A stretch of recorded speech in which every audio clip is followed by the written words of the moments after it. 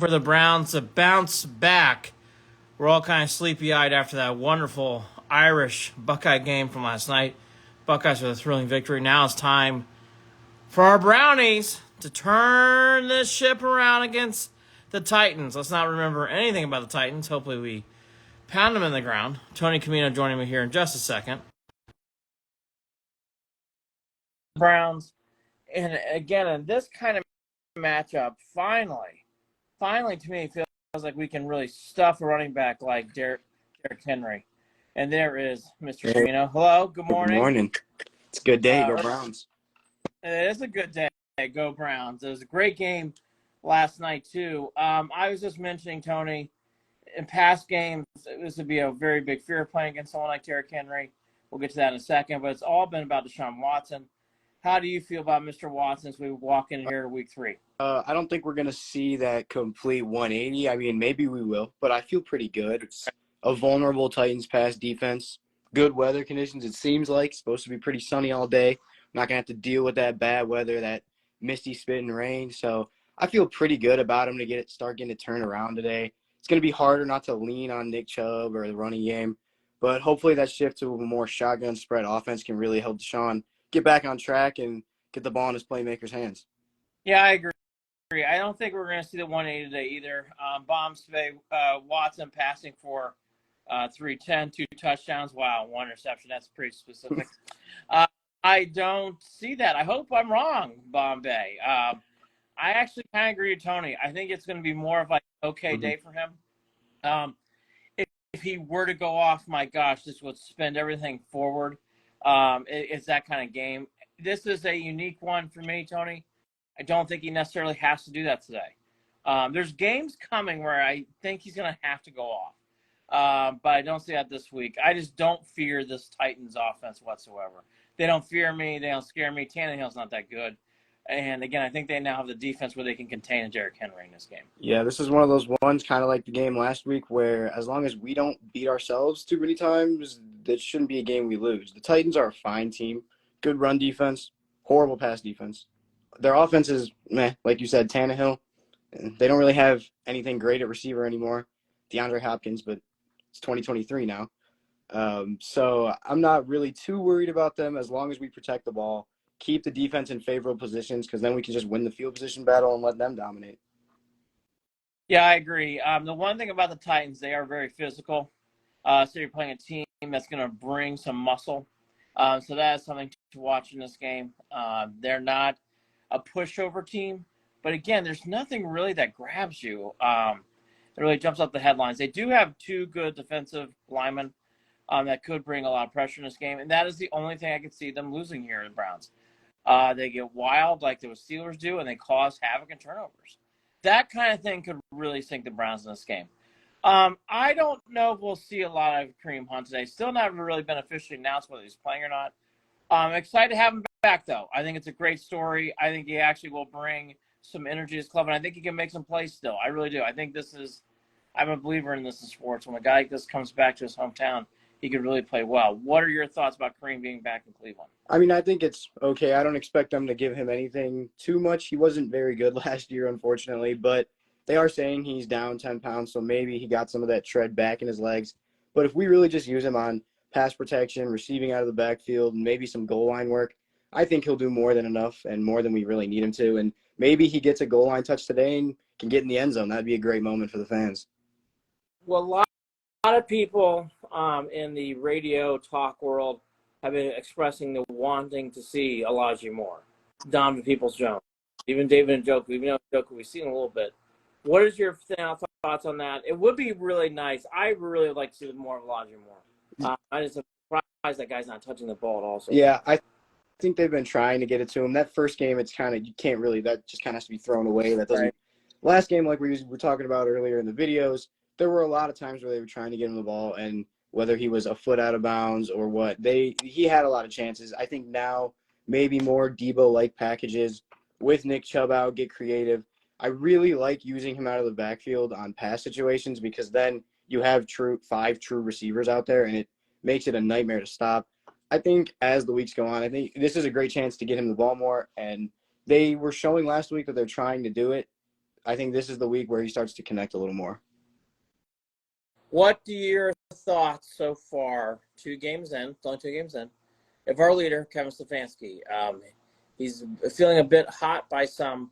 What are your thoughts so far, 2 games in? I think the season's definitely getting warmer. Unfortunately, if this season doesn't go the way we want it to, it's probably going to be him who takes the hit, whether it's right or not. I don't think his play calling and offense has been perfect, and this is definitely going to be a task to completely shift from what he's been known to do his whole career, which is that under center, north and south running style and run off the throw off of the run. That we kind of need to completely shift to what Deshaun's good at. So that's a tough thing to do, and that's part of the reason why I don't really see the passing game like having that complete 180 right away, because you can't really make that shift, especially in a short week, and just expect no flaws. But I think the seat is definitely getting warmer, but I think if we really embrace that change to the spread, he'll be fine, and I think everything will get back on track. I think Stefanski's seat is very hot. I think Stefanski's seat's only going to get hotter. I am not as much in love with him as others are. I would love to see more improvement in this game and in this next few weeks. This is a critical, I'll put it on notice, this is a critical time for him because of Nick Chubb being out. He's going to be really relied on to rescue Watson in this offense. The defense is there. There's no more questions. Now, look, things can go off the rails quickly in football. But right now, the defense is there. So there's a lot of pressure on Stefanski to get this thing right. I do, and I'm surprised I'm saying this, Tony, I do think Jerome Ford can carry the load. I know Kareem Hunt's there. I am a believer in Jerome Ford. After 2 games, what are your thoughts about Mr. Ford? I think Ford's done as well as you could really expect him to. I know the breakaway run really helps him, but if you look at those next-gen stats, and the big one that Nick Chubb's always dominated is rushing yards over expected. So far, Jerome Ford through 2 games is 7th, and yes, the big run definitely helps him, but the only names he's behind are Nick Chubb, Austin Eckler, Christian McCaffrey, Bijan Robinson. So it's all these elite running backs, and then Jerome Ford right behind him.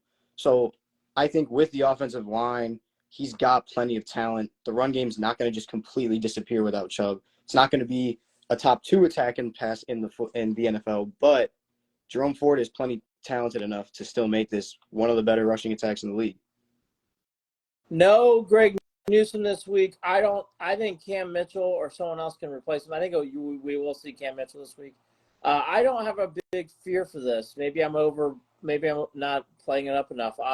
Big loss of Greg Newsome being out today. I don't see it. I don't really feel it. I think I like the way Greg Newsome has played so far, but if there's a game where your nickel cornerback's going to miss, the Titans are kind of the best game for that to happen, because now we can just play more safeties and get extra hats in the box to really stop the run game. So it's not ideal. Newsome's had a pretty solid couple of games to start, and I really think Schwartz called him the best nickel cornerback in the league. Obviously, you're going to say that about your guys, but it's not a great loss, but this is a good time. Get more safeties in the game. Let Grant Delpit sit in the box all game. He's much better in the box, and he can really disrupt the game just being there. Delpit's having a all-worldly year. JOK has really just snapped from last year to this year. His improvement's been off the charts. I've just been blown away by those 2 a lot. Other than those 2, what really sticks out to you so far? I mean, Zadarius Smith, Myles Garrett's are givens, but Grant Delpit has really made his mark in this game. And I will say another guy, Marvin Emerson. I think Emerson is a ball hawk. I think he's very, very good. I think probably the biggest name that I wouldn't say he's been like the best guy on the defense, but Obo Okoronkwo, when we got him from the Texans, because we got him before Zadarius, it was looked at as a huge signing. Everybody was celebrating it. It's a great move, and it has been a great move. He's played well. Yeah. It kind of flew under the radar when we got Zadarius because he doesn't have the same resume Zadarius has, but he's played really well in these 2 games, and he is that key to Jim Schwartz getting 3 pass rushers on the field whenever they're in a passing situation, and that is why we can always get all this pressure with just 4 guys rushing, and that makes the coverage so much easier on the back end. Yeah, Ogbo kind of gets forgotten because of everybody else on defense, but he is actually quietly having a good start too this year. It's a fact. It's very hard to think of anybody on defense who's not playing well right now. I mean, that's how well it's going. And Chubb really made his presence felt in the Steelers game too. And Tomlinson, I felt like even though in a loss, those 2 really played well. All right, so we put all the cards here on the table. I'll go first and let you go. I say 17-0 Browns. I know it's extreme to always say shutout. I do just get the feeling the Browns defense is ready to carry the load of this season on their shoulders. And again, I think they're ready to stop a guy like Derrick Henry, which is a lot to say about this organization. And boy, in the past, it'd always be like nightmare. Put tie one off, basically get some cocktails. This is gonna be a long day. I don't feel like I'll repeat it. It's repetitive. I don't think Watson here is gonna have one of these big leaping days though either. 17-0 defense win. I'm going to go ahead. I would say 23-10. I think the defense has a really good day. Maybe a couple of garbage time points for the Titans late. Probably the biggest thing with the Browns' key on defense, keep them in passing situations. If they have to throw the ball, we know they're going to throw it. They know they're going to throw it, and they just can't lean on Derrick Henry. That's going to be huge to winning the game, and that's going to be the key for the defense all year. But if we can really force them, first down is huge because they're going to look to Derrick Henry. If we can get them in 2nd and 8, maybe even get a tackle for loss and get them at 2nd and 11, 2nd and 12, that's going to make life really hard on them to convert, and that's going to be the way we can consistently get off the field. I would give those 3.5 points all day long. I really like the Browns today gambling. I would give them all day long in this game. If you like to gamble on the Browns, I would take them this week. I am that highly confident. Hopefully we are right. See you guys at halftime. Check out Tony Camino, all of his work on BelieveInLand.com. I'll throw one more bone at you, Tony. What did you think of last night's game? I thought it was a wonderful game. It was LSU Alabama-like from last year, which I thought was a great regular season game. I really thought it was well played. Exciting finish for the Buckeyes to pull one out. Yeah, South Bend. Huge win. entertaining game. I think it was pretty poorly coached on both sides, but sometimes that makes for good football. Having 10 players on the last 2 plays of the game is I don't even understand how that's possible. Maybe once, shouldn't happen twice. Buckeyes, that was a gutty win, though. Really seemed like they were out of it. Still not really sold on McCord, but I think if the defense can play like that, it's kind of like the Browns where they're going to still have a chance. They got to find a way to get these talented receivers the ball more. Cade Stover should not be doubling targets from everyone else. Well, McCord at the end of the game, I thought really came into his own. He made big throws to Ibuka twice. Sterling made a big play in this game too late. I understand about Stover. Stover can play, though. That's the thing I look at this team. And this is a constant theme through the Buckeyes last 5 years. There's so many guys you can get a hand on. Stover, to me, is obviously not the talent of Marvin Harrison Jr. But if you're going to take him away, Stover can kill you. On the coaching thing, for Freeman, forget Day. Freeman. For him to call a timeout and then have 10 men on the field back-to-back is horrific. It's embarrassing. And Freeman, I actually thought Day was fine in this game. I thought Freeman really showed a lot of youth, even if they were to win. I thought that the 2-minute when Irish had the lead and the Hartman was about the 40-yard line, for them to start dropping back and passing, it's like, why? That is not time and score. Run the clock out. And then there was another possession earlier in the game where on 4th and 1, my son and I both said, don't run it here if you're in the Irish, and he did. And I just shook my head. It's like, boy, you don't understand any personality you have on this team. Freeman's got a lot growing up to do. I actually thought Day was okay in this game. But I can understand you nitpicking some things. I will say the 31 and 4th and 1 as they gave the ball away on downs. Horrible. Day roasted. Called a timeout to run an end around. That's about as bad as it can be. I don't think he was good really at all. I think he was way too conservative. A lot of times, end of the first half, running the ball with 30 seconds left, that you gotta push for 7 there. It ended up being the difference in the game because of missed field goal. But I just think that this conservative play calling he's been doing through 4 games is just not going to get it done. And Stover is fine, but they have legitimately 4 first-round receivers on this team. You can take Marvin Harrison away. There's still talent elsewhere. Cade Stover cannot be pacing everyone else in targets.